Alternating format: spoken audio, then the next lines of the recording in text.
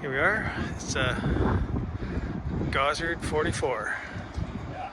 But from Murge's point of view, it's 52 feet end to end because of the bowsprit and the davits in the back. Very classic styling.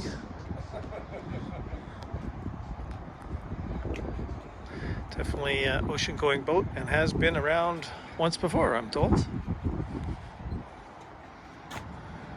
Got it rigged with an auto tacking setup for the staysail.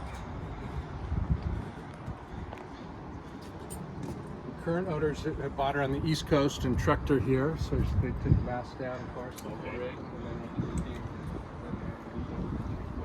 Yeah.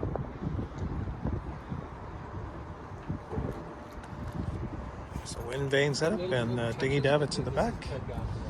Full enclosure, Very cool. Right? solar panel, and the wind generator. Well, why not? I got a spot. I might have some chafe there on my right word. Yeah.